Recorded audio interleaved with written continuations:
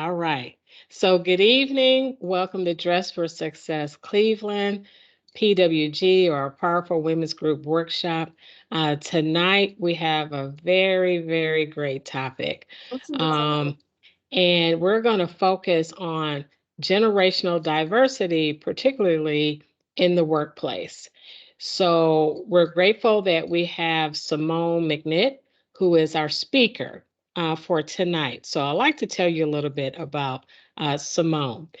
She is the founder and executive director of Encore Employment Enterprise, a new 501c3 nonprofit organization that assists in placing experienced workers aged 50 and older in meaningful, equitable paid jobs with age friendly employers in the greater Cleveland community. She serves as a program co chair of the Council on Older Persons and Advisory Committee of the Center for Community Solutions and on the Racial Equity, Diversity, and Inclusion Advisory Committee for Art Therapy Studio, Greater Cleveland, and previously served as board chair of CSHRM for Talent Acquisition. Simone is a Society of Human Resource Management certified professional and a certified women business enterprise, minority business enterprise, and small business enterprise owner. Mentors experienced professionals, providing guidance and tools to assist individuals in developing their marketable skills. In each of these ventures, she has dedicated herself to fostering age inclusive workplaces. In 2021, she was named as one of Crane's notable entrepreneurs. So let's welcome Simone McNitt to our workshop tonight.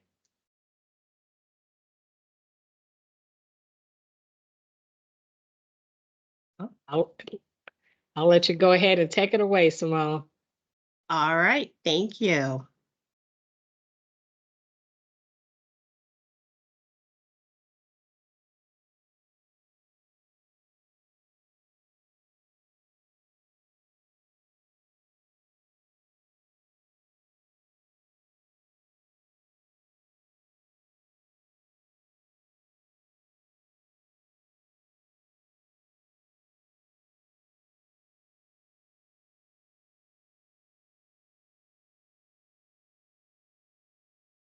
All right. Well, I hope you guys got to hear that. For some reason, the music wasn't playing quite the way I wanted it to, but I thought it would be interesting because we're going to talk about generations, and I thought it would be a lovely opening. All right. So, for the introduction, I would like to discuss the fact that we do have many generations that are working together. I am thrilled to talk about this subject tonight. And I think it's a wonderful, needful topic. There has never been a time when we've had 5 generations in one area working together. It's one thing to live with someone from another generation, it's another to work with them. So let's dive in and discuss some interesting topics here. So for the agenda, I'd like to talk about the definition of generational diversity. And I'd like to introduce the generations that we'll be talking about, as well as understanding the differences, communication styles, workplace preferences, the challenges. Along with challenges, you have benefits, and then some tips in bridging the generational gap. And those tips come from organizations, big companies that have done a lot of research on how to bridge the gap. So generational diversity refers to presence of individuals from different age groups, often classified into distinct generational cohorts within the workplace or any other social setting. Each generation is characterized by shared experiences, values, attitudes, cultural influences that shape the members' perspectives and behaviors. That's a very good definition, and please keep it in mind while we're having our conversation about the different generations, because a lot goes into the person's characteristics, depends on your living environment, your culture, your values, all of those. So I said, I feel like I'm a blend of all of the generations because I've had so many people impact my life, and that's brought a different understanding of how to work with other individuals in the workplace, shopping at the grocery store. So the silence generation, and that the silence generation was born between 1928 and 1945. This generation experienced World War II, post-war economic booms, and are referred to as the traditionalists. Baby boomers were born between 1946 and 64, and they experienced the post-World War II and experienced a huge increase in birth. So that's why they're called the baby boomers. They also were part of the big social shift in the 60s. Generation X, 1965 through 1980, experienced the dual income. That's my generation, and we're referred to as the latchkey kids. And I so remember that. I so remember coming home and getting my key out, and being the only one in the house for a moment of time. So either the sitter was coming in and I was there first, but that's where they get the latchkey kid because both your parents were dual income. The millennials were born between 1981 and 1996, and they experienced technology. Generation Z, born 1997 through 2012, and they're known as the 21st century generation because they're the only generation who's experienced all of the 21st century. And global events and technology all impacted them as well.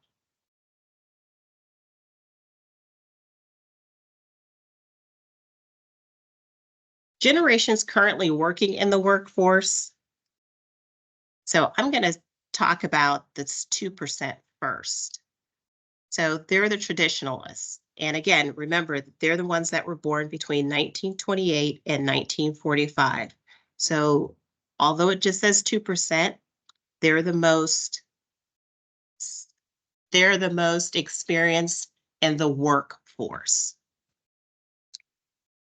The baby boomers, 25% of them are in the workforce. Millennials, 35%. Generation X, 33%. And Generation Z, 5%. And these numbers came from a study that was done by Yale in 2022. So I can't wait to get the numbers for last year. Chris, you look like you have a question, and I'm totally open to anyone jumping in. I want this to be open and have dialogue. So please jump in.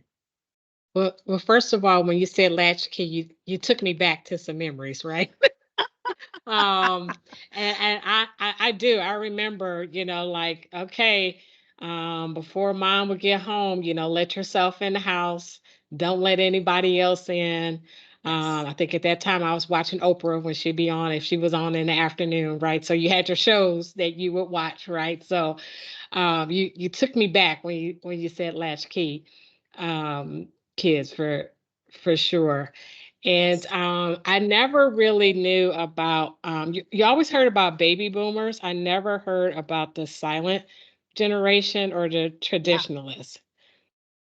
I never heard of that category.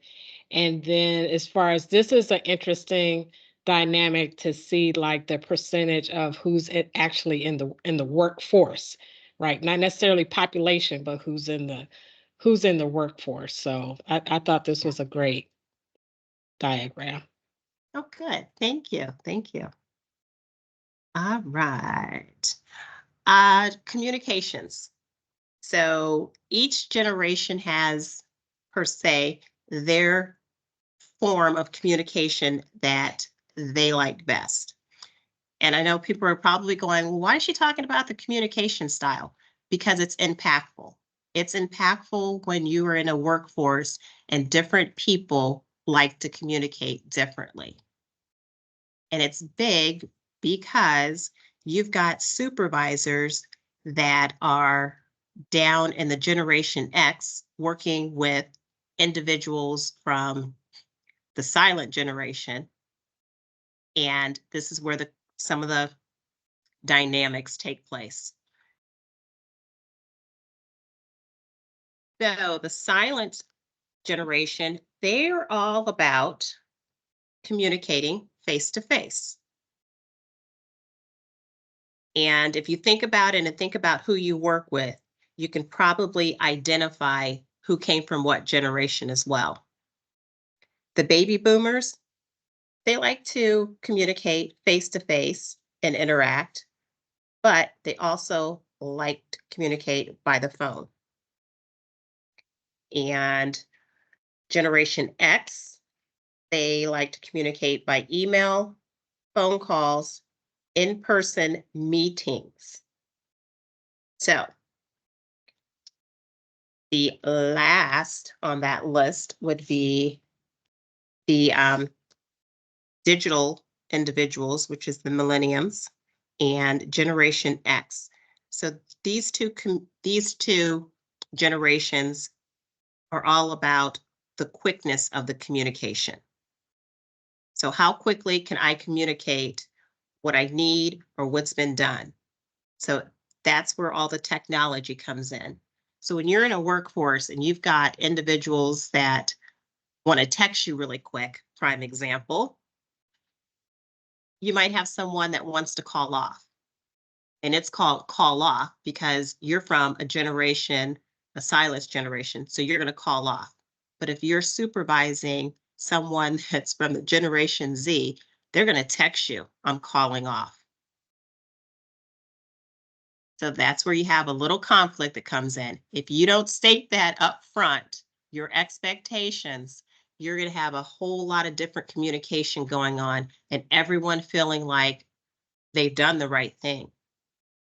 That's again, you're speaking on a lot of truth right there. Where and it's taking me back to um, past working relationships, and I would remember leadership or management getting upset with individuals to that point where you said they would just text, and they're like, I did my job. I let you know what's happening." And a lot of times that management, they of course they wouldn't check text. They're waiting on the phone call because they want the direct contact information, and so it would um, cause a little friction, if you will, in between that. So that was a another good example, I would say. Yeah, yeah, yeah. And I talked to tons of managers, owners, and they're like, oh, and I said, you got to get it up front. I mean, that's what your handbook's for. That's what the meetings are for you to say, this is how I like the communication. That gives the other person the opportunity to say, this is how I'm used to communicating. So in between there, that's where you have to find what's going to work best.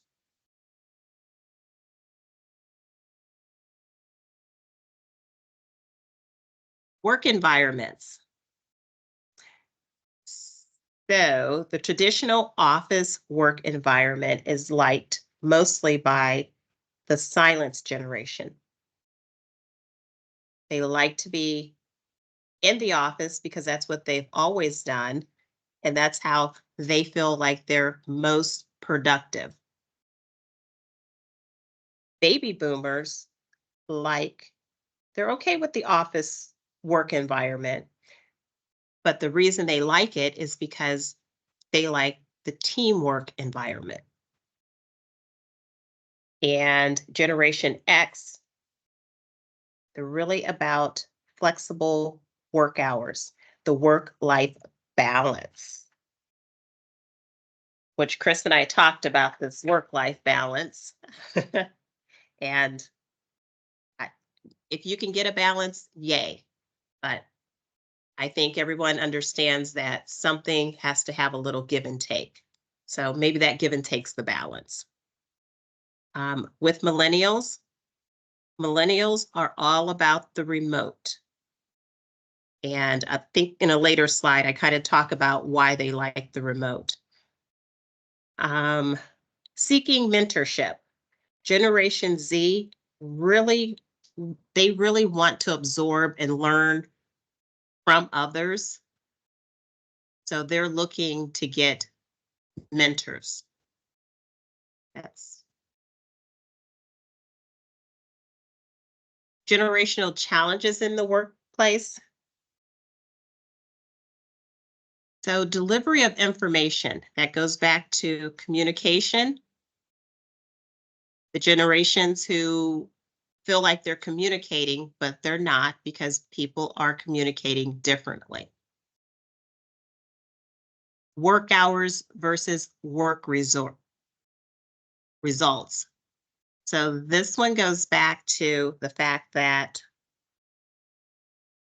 when you talk about work-life balance, it does not matter how many hours you're putting in if you're not getting the results. And I think we all know that.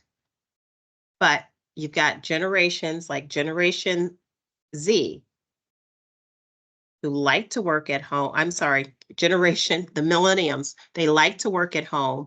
They know they can get their job done. They can get it done quickly. So why does it matter that I got my job done in 4 hours when the work hour is 8 hours? You're getting the results. And it causes a conflict because when you're working with a traditional, the silence generation, they know and they believe in the policy says 8 hours. So you need to get your job done in those 8 hours. And if you get it done quicker than that, you still better be working 8 hours. I got to be a part of a really interesting conversation, which had to go to HR. So that's why I was involved, because of the work hours and the results. So we had someone that literally got done with the project that they were working on. And the project was a 2-week project. One group got done with their project literally a week early, and we're moving on to something else. Supervisor didn't feel that they really got it done, and it was supposed to be 2 hours. Went through the work, couldn't understand why. Why are you telling me that you're done? But they were done.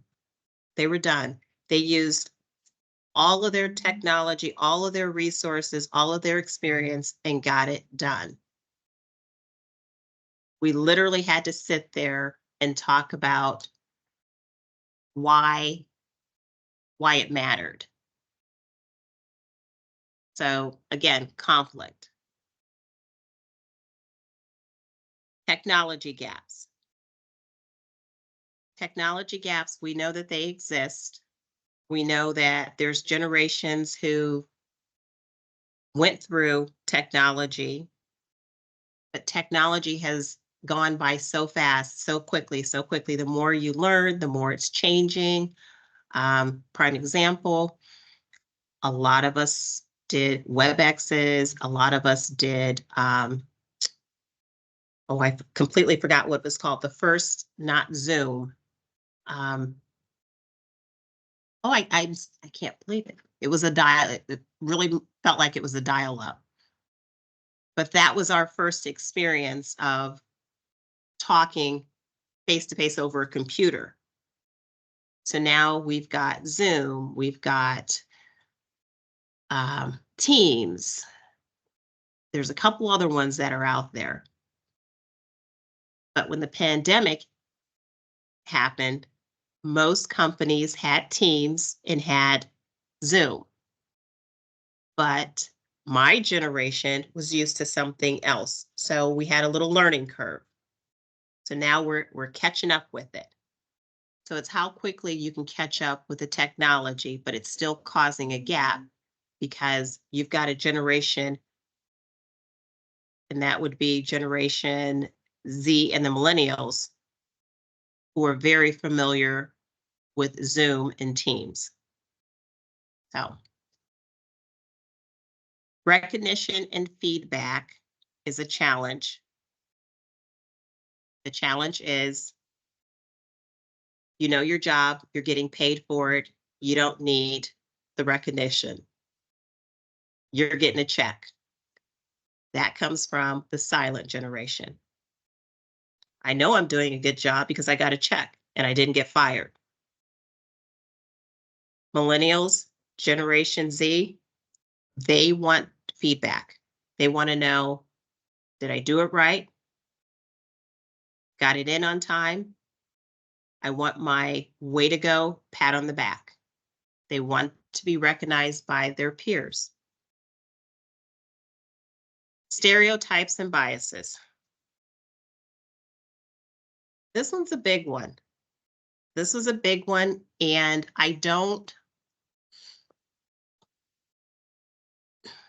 in 2022, I got to be a part of a panel and a discussion, and we talked about ageism. And the big discussion was the stereotyping of older adults.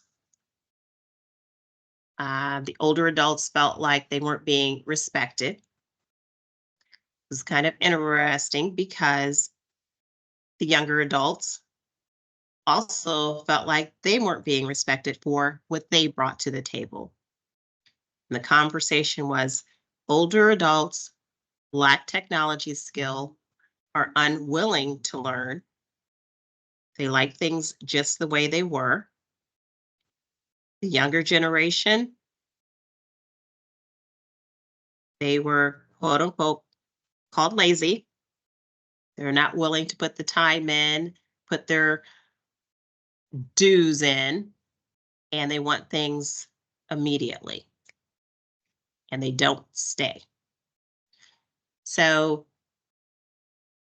conversation needs to be had to get rid of those stereotypes, because you're in a generation, because you're in an age group, does not mean that that's you.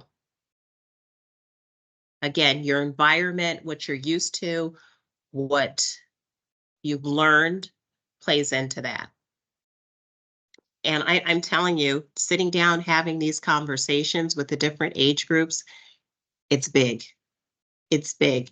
And it's interesting how everybody basically wants the same thing at the end, but it's going to take communication. Benefits. Having these different generations work together, the problem solving, the approach, combining everybody's knowledge really benefits agencies and companies. Increasing productivity, things get done so much faster because you learn what group to give it to get it done. Knowledge transfer, that's that mentorship. And I don't know if I put it in this presentation, but with this mentorship, it goes both ways. It goes both ways. Better customer understanding.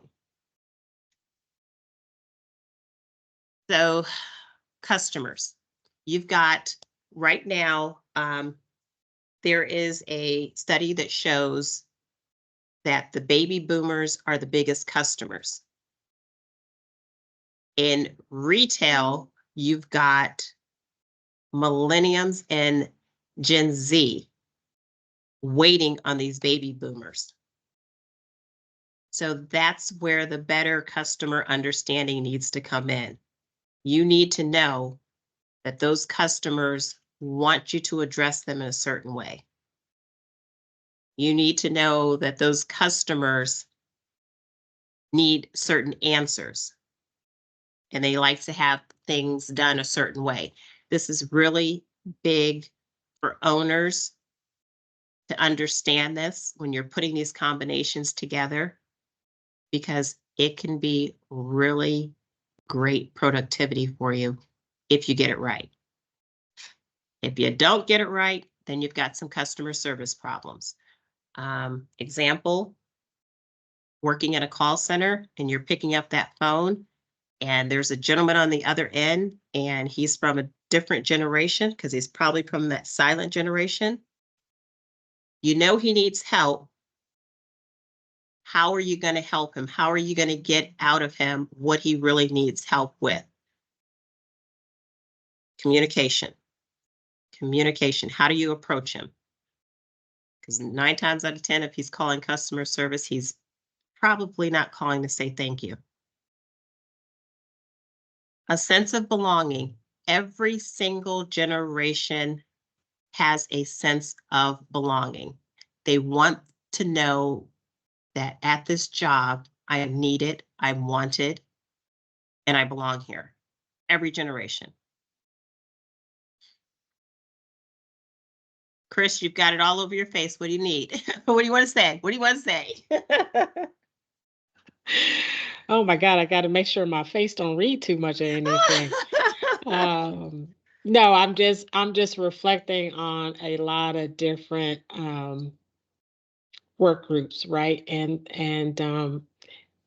it seems very simple, right? But like But as it's you're explaining this, particularly with the combination of technology, communication, how people want to receive feedback or not, or not get feedback, right? Makes a big difference. And how you, as a leader, have to flex with those styles, right? But then how do you flex if you're in your own peer group, right? On how to do that can be hard, right? yeah. Hard either way, but sometimes it's hard when you're in a peer group with a lot of different styles, right? And you're trying to move the momentum of something, and you have this diversity of thought. So I was just doing a lot of reflecting, thinking about some of those situations. I have come to the point where once I hire someone, you can do a great job interviewing individuals, but once they are with you every day, I literally have a sheet that says, what's your favorite color? What do you like? Just different things to know about them. When it comes to communication, how do you want to be communicated with? Because we're working with so many people and everybody's different. Everybody's got their style. And I'm telling you that it's really helped because I've asked some of my clients, I really want you to implement this. Just, it's going to help you. I've had them come back and say, you were right. This really helped because so-and-so doesn't like to be acknowledged publicly, but privately, I can give them a gift card. Kudos. Unfortunately, it's helped me on the side of discipline. But it's been very, very helpful. I was very clear when sitting down with someone how to approach them so they wouldn't fall to pieces on me. Because they couldn't take the direct. So I had to. So yeah. Yeah, change their approach. And it's the same whether it's in a workplace or any kind of organizations that you may be with, along with family. I'm like, this isn't just. It's like everybody who you interact with, right? That family get together, and you got all those generations coming in the house. I can pinpoint a couple of those individuals too from this chart. Yes. Yes. I've got a client that had some issues with meetings, and Mm. they're very, very big on having interns. And he said, over the years, the interns have really changed. And I said, the interns have changed. And I'm going through papers and looking at the applications, and I said, it's generational. That's what's changed. And his issue was conversation in the meetings. You've got generations that are used to going into the meeting. You've got your paper. You're going to report out. There you go. Millenniums were coming in as interns in the meetings, and they were openly sharing. And it was really ruffling feathers. And when I say openly sharing, I mean they were openly sharing. So they were talking about their dates. They were talking about their time of the month. And it was really ruffling feathers. So I told him, I said, you need to talk to both groups separately so you can understand, and so they know basically boundaries, what's not okay in your culture and why.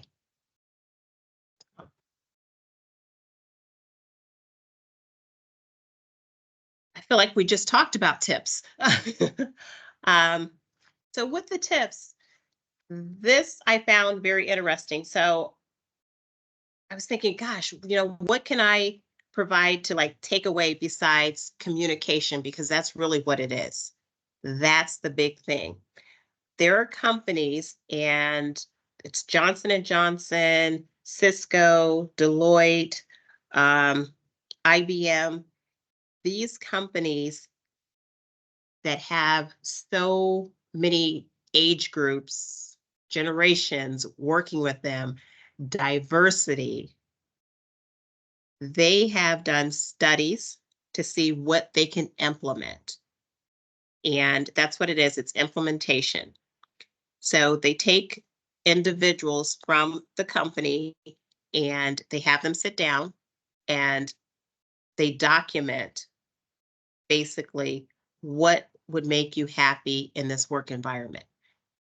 Now, I know I have a small agency, so I know that we can't spend a whole lot of money on this, but I thought it was interesting that they implemented a lot of different programs to tailor to their workforce.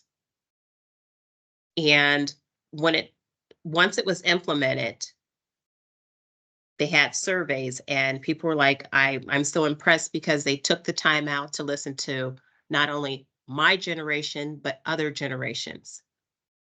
They brought us together. We do things on site because a lot of people don't want to do things off site.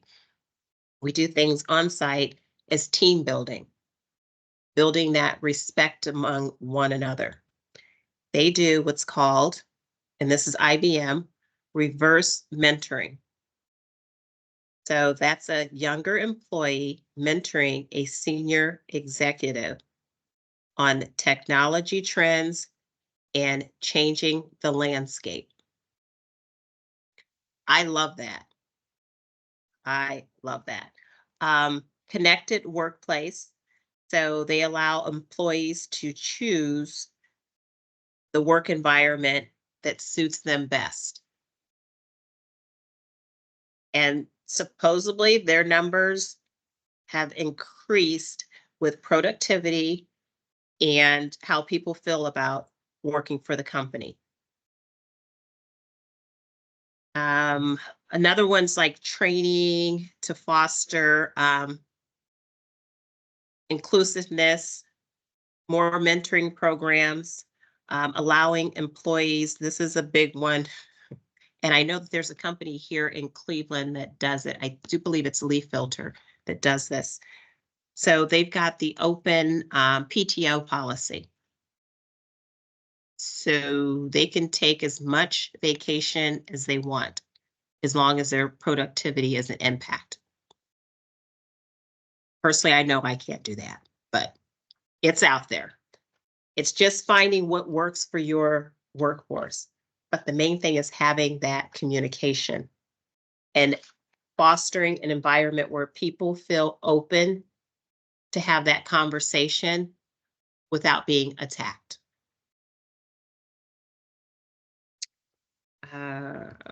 Okay. Questions?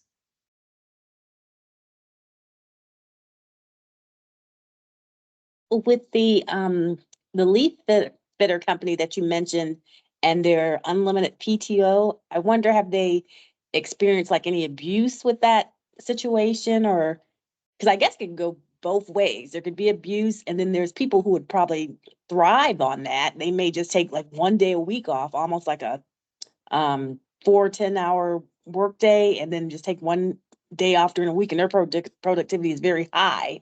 So I'm wondering, have they noticed like any trends? Is it more abuse, or kind of like maybe 50-50, or there's none?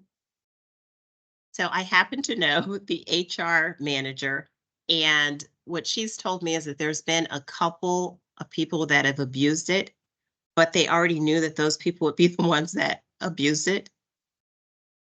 And their policy, first of all, if you're going to be 2 weeks or longer, you need to make sure that you have it approved and have a backup. So they put in some pretty good things in there, but I like the fact that they're telling people, look, if you can handle it and you can do it, have at it. But they've got a big workforce too.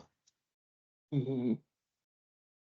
And I can see the millennials and even a generation under really liking that, because a lot of them, well, nowadays, the younger people are into like travel or even being someplace else, working remote.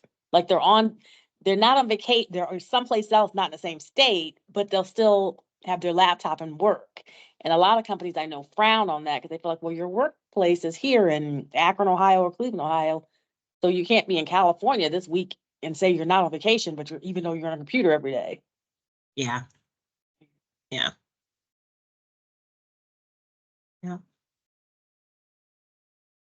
Other questions? Comments?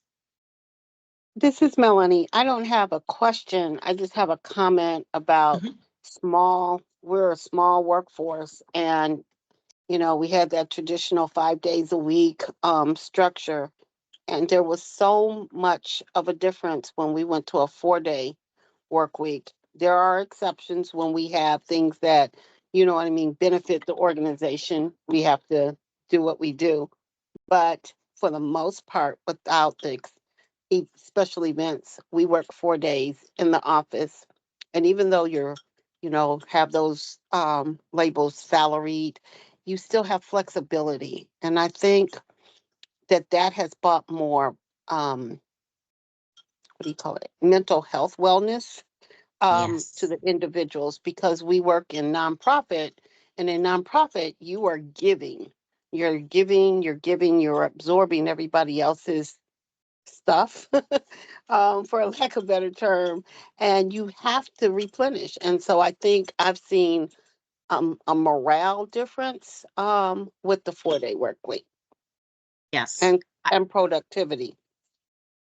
I agree with you, Melanie. When I became the executive director for Encore Employment Enterprise, that's the first thing I said to the board. I said, I want to have a 4 day work Mhm. week. And honestly, I have to tell you, I think we get so much accomplished. And I am very clear that there are people that still work on Friday because we have Fridays off. And I don't require them to, but I know that they do it. But this is such a happy environment. It is such a happy environment. People come in relaxed and ready to serve. Oh, kudos to you Yeah. guys. Yay. Thanks. But yeah, it makes a difference.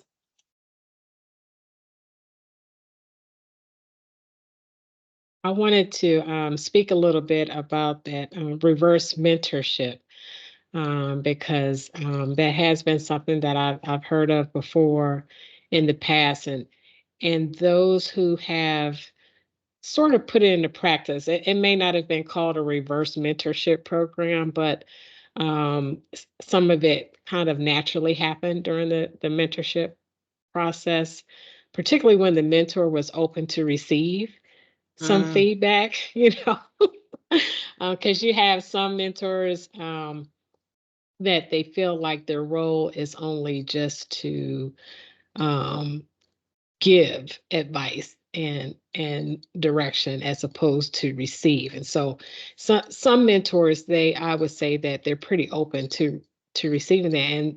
And they said that it has benefited their individual role and their business because a lot of times they didn't have the opportunity to hear feedback coming up, as opposed to a lot of times feedback would stream down in an organization.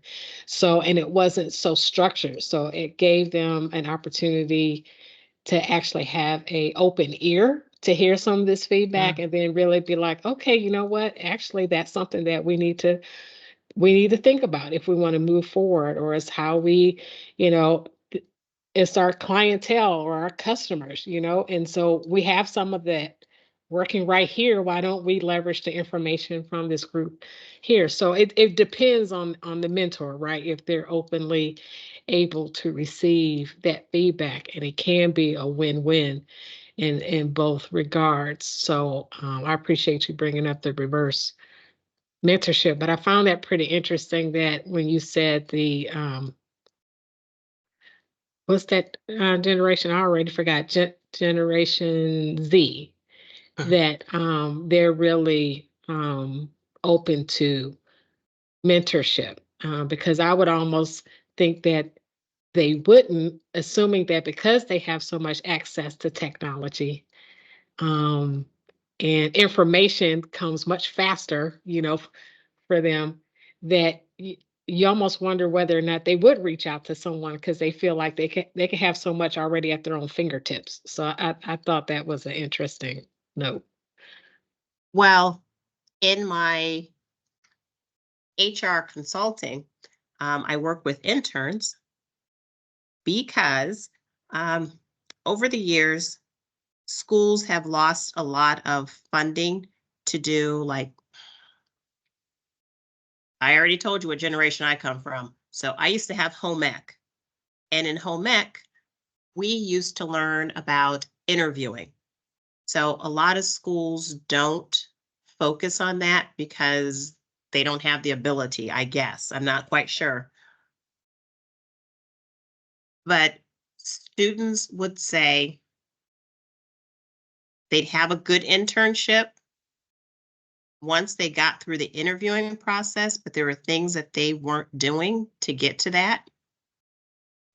They also said that once they got a position, if they could get through the door because they didn't have the experience. So that's why they're looking for mentors to get that experience. So, which I find, and I've said it's hard. It's hard once you're working someplace to get someone to take the time to be that quote unquote mentor, to give you guidance. But I know that there's people out there, and I wish a lot of retirees, I wish I could get them on board to do it because it's valuable. it's valuable. A lot of them said that a lot of the interns said that they get turned down for things because they lack the experience. Some They of them are talked they're starting to tell me it's ageism. I'm like, okay, yeah, a part of it is you're too young and you don't have the experience. And then on the flip side, you're too old and you're lacking technology. But that's a Mhm. whole nother presentation. Simone, this is Melanie again. They talked about that today at the City Club meeting when the mayor talked about, a vision is to go back, because I know I'm a baby boomer and they kind of had this in my day where if you were interested in everybody's not going to go the college track off from high school.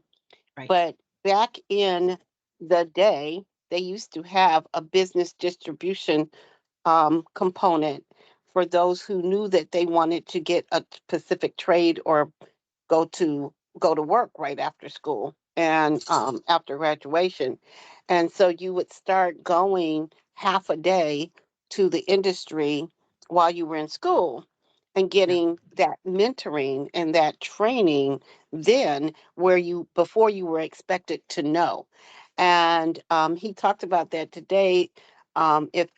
If like in I even think he said in ninth grade, if they see themselves doing this, then start having them go to that industry. You know, if it's something in healthcare, find some kind of track, Cleveland Clinic, all the healthcare that we have in this city. So I think that's going back to how it used to be. Good. And then it's not it kind of fits to the I think it's is it Generation Z or that Mhm. they want to retire by the time they're 45. They don't want to be working 30, all the way to Right. 60. And then that way you can. I had a sister-in-law that did that at 45, 48. She retired because she was working since she was 16 and she stayed at that company, which is a little bit different than what they envision now. But the fact is, she did exactly what she wanted to do that brought her joy. It wasn't the college track. And she's able to travel, do you know what I mean? And enjoy that second part of life. Wow. I am so sorry I missed that. Yeah, it was very interesting. It ran long, but it was very interesting. And Melanie, did you say that was a city club? It was City Club, but City Club it was um the third his third State of the Union, so it was actually Ugh. held at um the state theater. Okay, I bet it was recorded. It Oh, was. yes. And Oh, it will be on, I think they said Sunday. Did they say Sunday morning, Chris? But Yeah, it's yeah, Sunday in I wrote it. WVIZ or PBS or something like that. Yeah, yep. okay, They were great. recording it. Oh, good. Thank you. Oh, You're that's welcome. awesome. Right. Any other questions, comments? No, I was just thinking, I know we'll wrap this up. It was something that you had said, Melanie, and it made me think how with the generations, um, it was for some generations to work 30, 40 years at a company that was done with a lot of pride, and you had a lot of people that worked 20, 30, 40 years.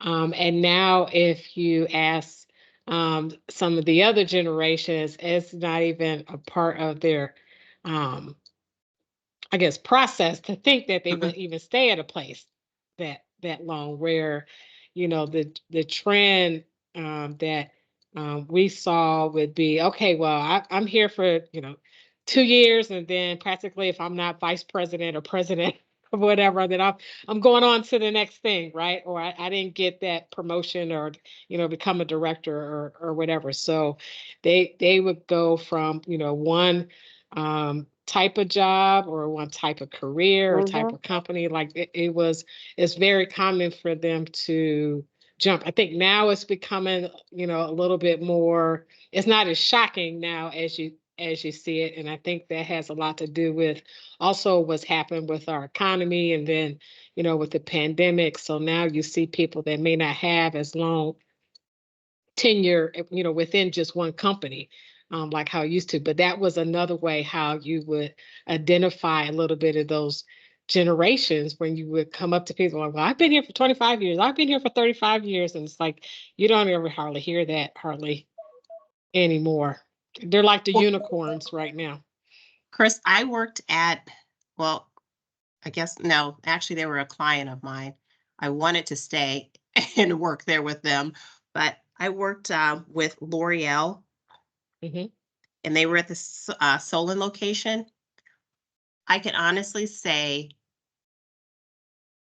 that that was probably the best experience I've ever had.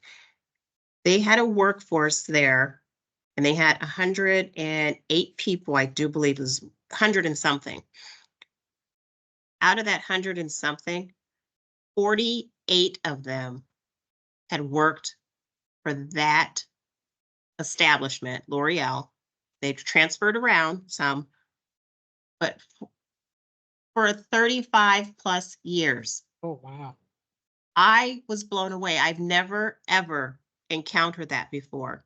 So of course, me, I'm all nosy. I'm like, is this all over L'Oreal? Mhm. It is. It's all over L'Oreal. And it's because of the way they treat their people. Not everybody had a degree, but everybody had pride in their work. Every product that was produced, they got those products. They got to name, and this is something people might not know, the products that come out, they have contests and the employees name them. Hmm. They give back so much to their employees. I got to help with their Thanksgiving and they gave out turkeys. And when it comes to anniversaries, they get to pick what they want. So they let their supervisor know, the supervisor lets HR know, and they get it. And when I'm telling you, it's really nice stuff. People have gotten cars, people have gotten trips to Paris. I mean, they really care about their people. So, I know we all can't be a L'Oreal, but still, I think we could take away how they find out what each person wants instead of trying to put everybody in a box and say, okay, this is what you're going to get. You're going to get a watch for 10 years. Mhm. No. And they get to invest in the company if they want to. Yeah. They get free. I can't remember how many vouchers to invest, but they do. They had a shop on site at Solon and their family could come in and shop and you can get so much per month free products.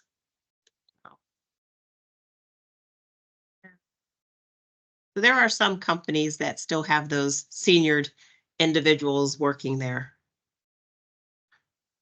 Yeah, we call them, we said tribal knowledge. Sometimes would be something that we would use, bring in that tribal knowledge. Yeah. Yeah.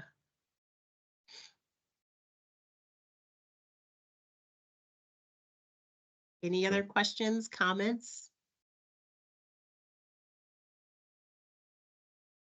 All right, I think everyone said what they had to say. So, Simone, this was a really great topic, a lot of great information. I think we all are going to walk away with a little bit more understanding of, first of all, our own generation, okay, and then also the other generations that we interact with, whether that be in work or any kind of organizations we're involved with, or heck, even sometimes our family, right? And understanding that a little bit more. And I think knowing that communication, when you circle it all back, communication is definitely key on how you can kind of interact. But, stepping back and taking time to listen and understand a little bit more can help you better interact with others who are a different generation than who you are. So Simone, great job. Kudos to you for putting that together. I know we missed